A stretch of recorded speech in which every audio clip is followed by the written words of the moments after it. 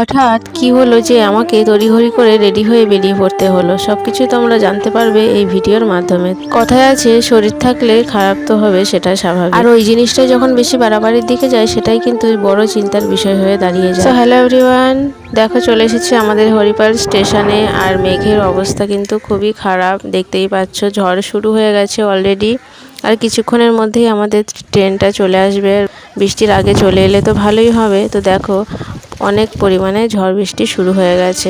আর উল্টো সাইডে ট্রেনটা ঢুকে পড়েছে, তার মানে আমাদের এই দিকটায় মানে 2 নম্বর প্ল্যাটফর্মে ট্রেনটাও কিন্তু এখনই ঢুকে পড়বে। তো বলতে বলতে দেখো বৃষ্টির আগেই কিন্তু চলে এসেছে ট্রেনটা, আর উঠেও পড়েছি ট্রেনের মধ্যে।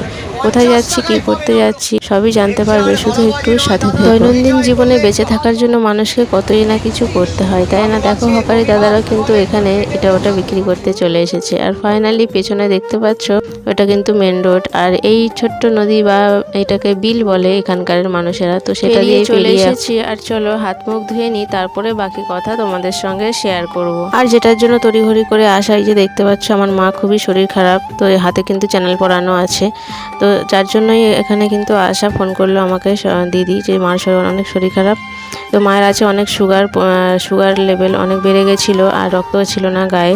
তো যার জন্য হঠাৎ করে তড়িঘড়ি করে চলে এলাম। আর দেখো মা এখানে দেখার পরে কিন্তু সারাদিন তো খাওয়া হয়নি। সারাদিন বলতে ভোরবেলা বেরিয়েছি, সকাল 10টায় এখানে পৌঁছে গেছি।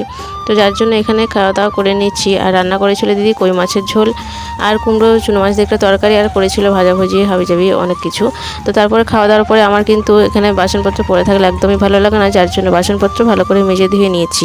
তো ভিডিওটা তোমাদের কেমন লাগলো অবশ্যই কমেন্ট করে জানিও, আর পাশে থেকো। আর এইদিকে বাসন মাজতে মাজতে বঞ্জি আমার ভিডিও আমাকে দেখাতে নিয়ে চলে এসেছে। তো চলো আজকের ভিডিওটা এই পর্যন্তই শেষ করি এখানে। পুরো ভিডিওতে আমার সঙ্গে জুড়ে থাকার জন্য অসংখ্য অসংখ্য ধন্যবাদ সবাইকে।